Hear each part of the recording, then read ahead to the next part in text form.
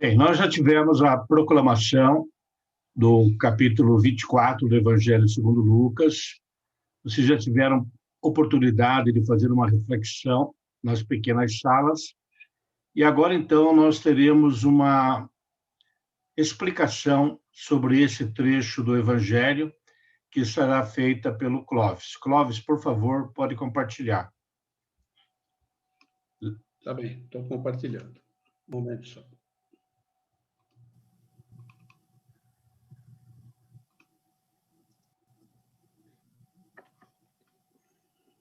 Um momento só.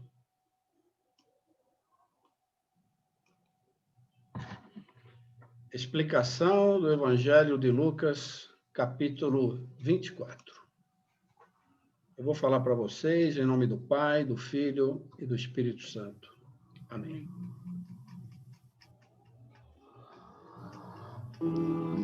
Jesus é levado ao sepulcro. No capítulo anterior, vimos que José de Arimateia, homem bom e justo, desejava dar a Jesus um funeral decente e honroso. Desceu o corpo da cruz, enrolou em um lençol de linho e levou a um sepulcro de sua propriedade. Tudo isso feito meio às pressas, porque era a véspera da Páscoa, que começava ao escurecer daquela sexta-feira.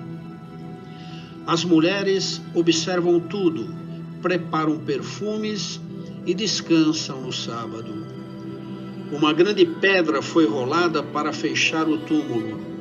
Jesus descansa no útero da terra. Algo vai acontecer.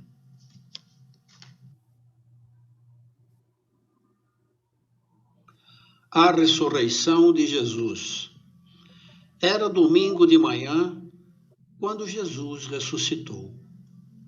Aconteceu que no primeiro dia da semana, bem de madrugada, as mulheres foram ao túmulo levando os perfumes que tinham preparado.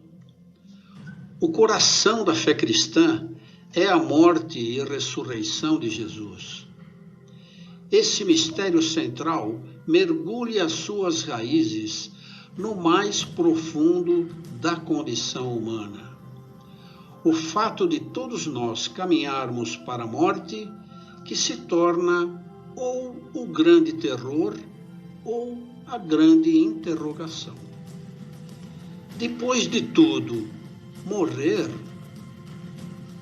A ressurreição de Jesus é uma resposta a essa interrogação, desfazendo o terror. Depois de toda a vida, existe a vida em plenitude. Contudo, como chegar a essa vida em plenitude? Seguindo o caminho de Jesus, que é o caminho da verdade e da justiça. Disse Jesus: Eu sou a ressurreição e a vida. Aquele que crê em mim, ainda que esteja morto, viverá. E todo aquele que vive e crê em mim, jamais morrerá. Crês nisto? Chegamos aqui ao último capítulo do Evangelho de Lucas, de onde podemos extrair lições profundamente espirituais. Uma delas relata a ressurreição de Cristo, como vimos no vídeo.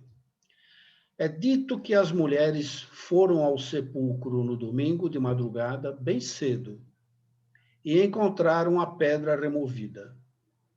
Uma grande pedra, que devia pesar mais ou menos 2 toneladas. Ali não encontraram o corpo de Jesus. Somente viram 2 homens com vestes resplandecentes, que lá no capítulo 23, nós vamos ver que eles são identificados como anjos. E eles disseram: Por que procurais entre os mortos aquele que está vivo? Não está aqui, ressuscitou. Pois bem, gente, essa frase realmente caracteriza o poder do cristianismo. É a frase de maior esperança que encontramos no Evangelho. A tumba de Jesus está vazia. Enquanto a tumba de vários líderes espirituais e religiosos contém seus restos mortais, a tumba de Jesus está vazia, porque ele é um Deus vivo. E por isso nós podemos crer que ele tem o poder para ressuscitar os mortos. E a grande prova é que ele mesmo, é que ele pôde fazer isso e ele mesmo ressurgiu dos mortos. Ele está vivo. Bem, as mulheres ficaram admiradas e se lembraram das palavras de Jesus. E voltando ao túmulo, anunciaram todas essas coisas aos 11 que estavam ali no cenáculo e a todos os outros. Entre as mulheres estavam Maria Madalena, Joana, Maria, mãe de Tiago. O Evangelho mostra que as primeiras a anunciarem a boa nova da ressurreição foram as mulheres. E por quê? Conforme o texto, porque são elas que se preocuparam em primeiro lugar com o corpo de Jesus. Elas vão ao túmulo para ungí-lo. É graças a esse cuidado que elas são as primeiras a testemunhar o centro da fé, que é a passagem da morte para a vida. Afinal, não é dentro delas que o milagre da vida sempre se renova? Não são sempre elas que anunciam a boa notícia: estou esperando um filho? Assim também são elas que anunciam o primeiro filho da ressurreição. Assim como Pedro, os apóstolos também, a princípio, não acreditaram no relato das mulheres. Pois bem, ainda hoje existem pessoas que acreditam que a ressurreição foi uma história forjada pelos discípulos. Bem, se assim fosse, eles deveriam ter se preocupado com alguns detalhes importantes. Não deveriam colocar mulheres como primeiras testemunhas da ressurreição, porque o testemunho delas, na época, não tinha valor na sociedade. Elas não seriam testemunhas fiéis em um evento tão importante. Mas percebemos que os evangelistas não estavam querendo maquiar a história. Eles relataram tudo conforme aconteceu. Assim como Mateus, Marcos e João, Lucas foi meticuloso e inspirado por Deus. Não omitiu nenhuma informação. Ele realmente registrou os fatos como eles aconteceram. Aliás, se a história da ressurreição tivesse sido inventada, bastariam as autoridades, tanto romanas como judaicas, mostrarem o corpo de Jesus. Mas ninguém conseguiu contradizer os relatos, porque eles eram verdadeiros e são verdadeiros. E por não conseguirem desmentir os fatos, tiveram que inventar uma história, aí sim, totalmente forjada. Disseram que de noite, enquanto os guardas dormiam, os seus discípulos vieram e roubaram o corpo de Jesus. Santo Agostinho observa com ironia nessa frase: se dormiam, como é que viram os discípulos roubar o corpo de Jesus? Bem, Simão Pedro, o chefe dos discípulos, e futuro chefe da igreja, vai conferir. Levantou-se e correu em direção ao túmulo. E João o acompanhava. Olhou para dentro e viu apenas os lençóis. Assim diz o Evangelho. Em João, no capítulo 20, versículo de 4 a 6, é dito que o outro discípulo, no caso João, correu mais depressa, chegando primeiro ao túmulo. Ele viu as faixas de linho no chão, mas não entrou. Simão Pedro, que vinha seguindo João, chegou também e entrou no túmulo. O Evangelho de João ainda menciona que, além do lençol, havia um pano que enfaixara a cabeça de Jesus. E ele estava separado, deixado num lugar à parte. A forma como essa frase está descrita em grego, ela é fascinante. Vejam, para o estado físico do lençol, o evangelista usa a expressão grega otonia keimena, ou seja, os panos afofados, como se estivesse na forma original do corpo, como se ficassem misteriosamente ocos, sem o corpo no seu interior.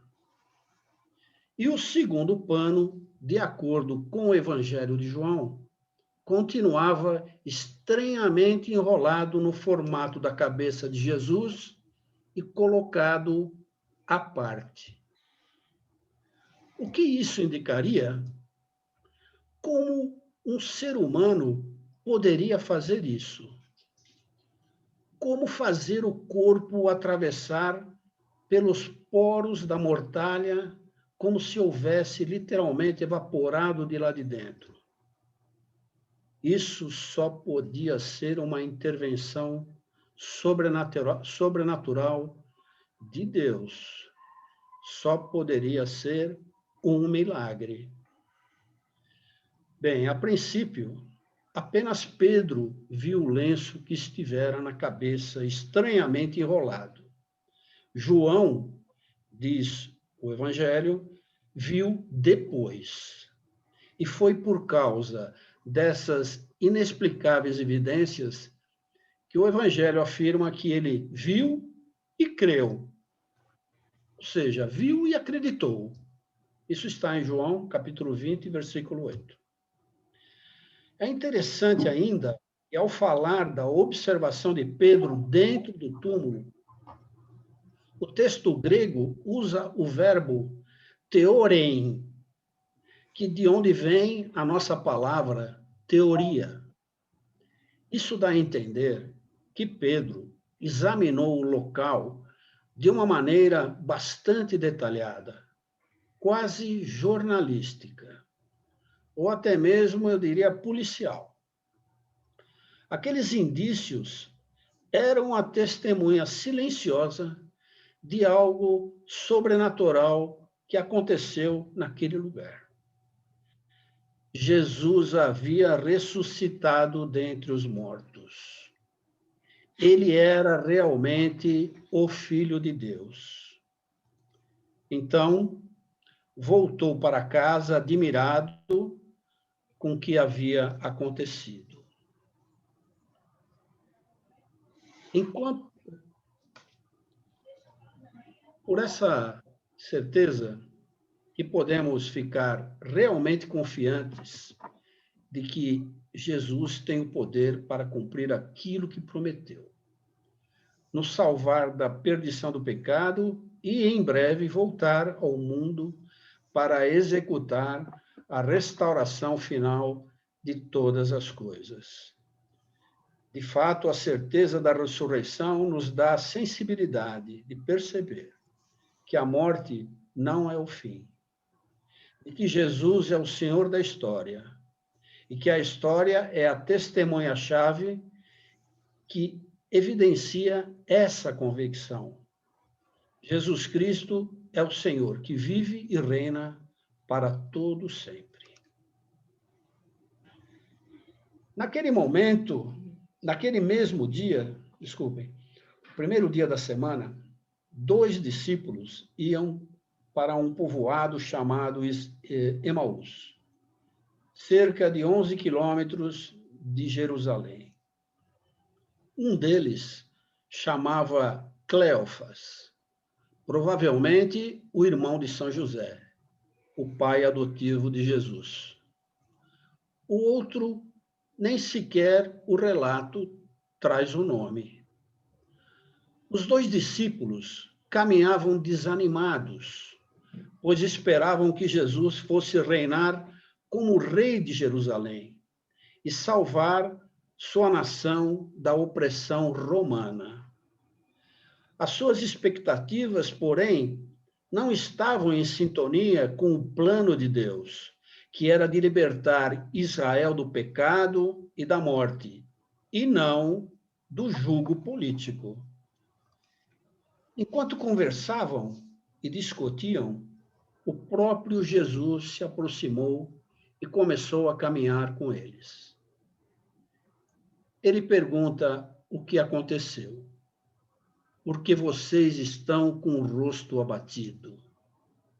Um deles, chamado Cleofas, disse: Você é estrangeiro? Não sabe o que aconteceu?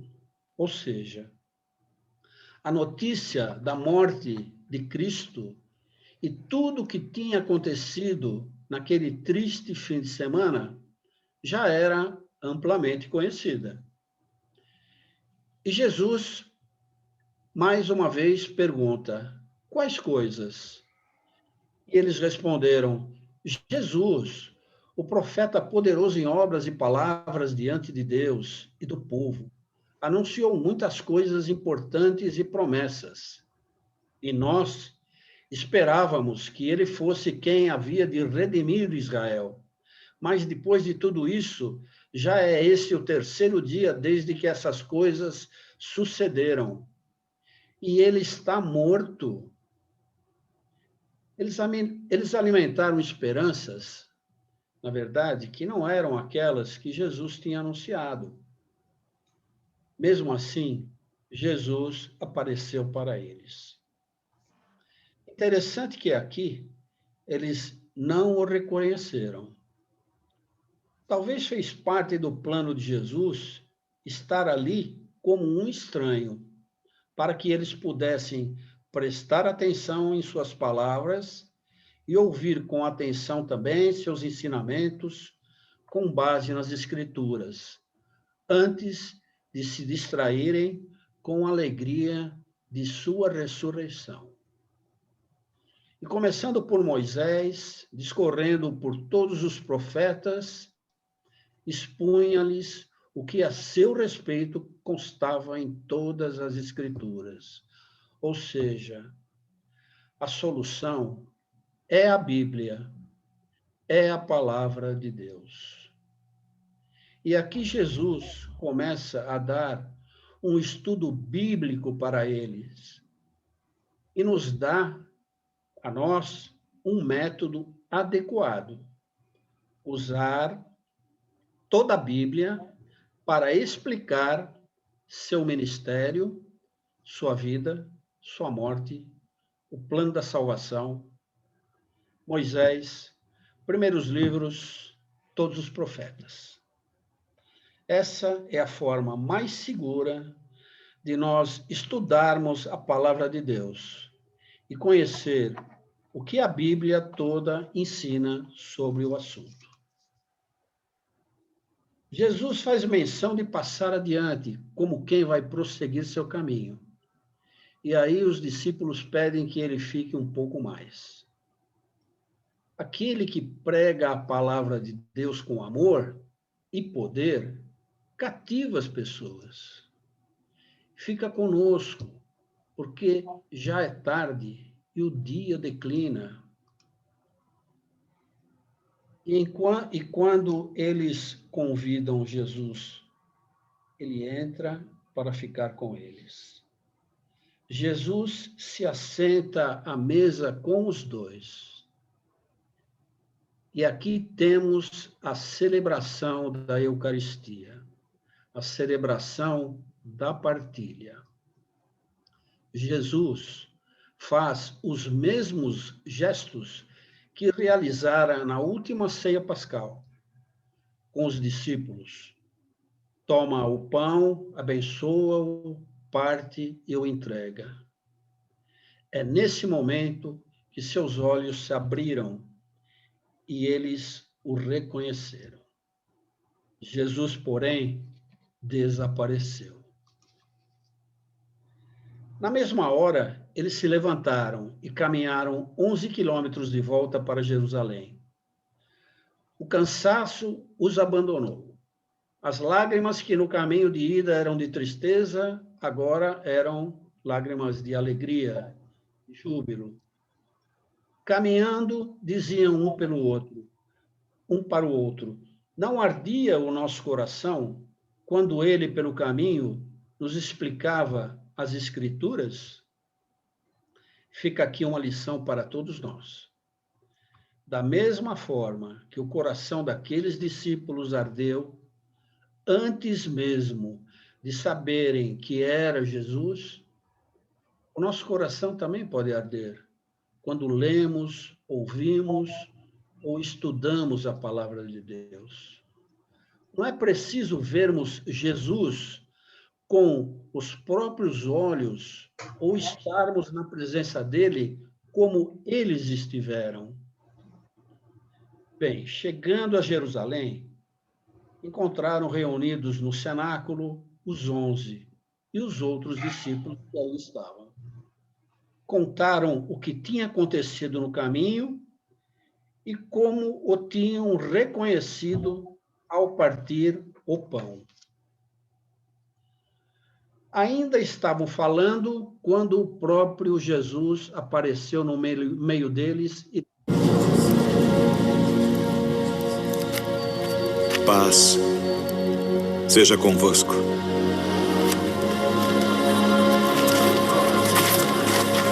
Por que estáis perturbados?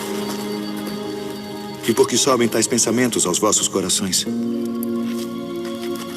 Vede as minhas mãos e os meus pés, que sou eu mesmo. Apalpai-me e vede, pois um espírito não tem carne nem ossos, como vedes que eu tenho.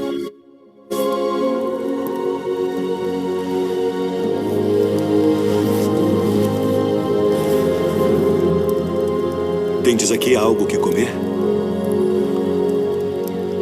São estas as palavras que vos disse, estando ainda convosco, que convinha que se cumprisse tudo o que de mim estava escrito na lei de Moisés, e nos profetas e nos salmos. Assim está escrito. E assim convinha que o Cristo padecesse, e ao terceiro dia ressuscitasse dentre os mortos, e em seu nome se pregasse o arrependimento e a remissão dos pecados em todas as nações, começando por Jerusalém. E destas coisas sois vós testemunhas. E eis que sobre vós envio a promessa de meu Pai. Ficai, porém, na cidade de Jerusalém, até que do alto sejais revestidos de poder. Paz seja convosco. Assim como o Pai me enviou, também eu vos envio a vós.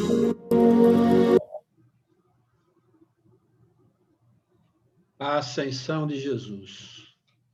Nos versículos de 50 a 53, vemos a ascensão de Jesus que sobe aos céus. Levou os seus apóstolos para fora da cidade, próximo a Betânia, ergueu as mãos, abençoou-os e, afastando-se deles, foi elevado ao céu e uma nuvem o encobriu da vista deles. Este é um momento sublime, onde a criatura humana retorna ao paraíso. A ressurreição nos mostra que Jesus eleva a humanidade toda aos céus. Por isso era necessária a despedida. Se ele não partisse, não viria para nós o Espírito Santo, tão importante quanto o ar que respiramos, e ninguém o vê. Assim é a presença de Deus.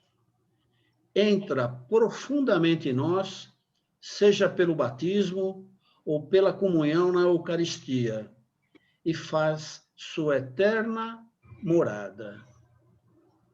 Lucas começa e encerra o seu evangelho no Templo de Jerusalém. Eu falei para vocês, em nome do Pai, do Filho e do Espírito Santo. Amém.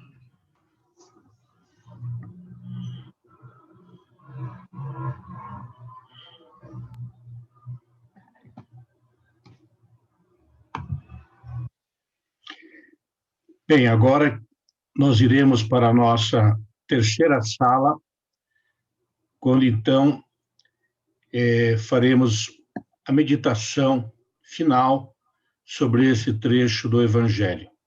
Sempre lembrando que agora não é o momento de discutir os fatos, discutir o texto, mas sim trazer esse trecho do Evangelho para a tua vida.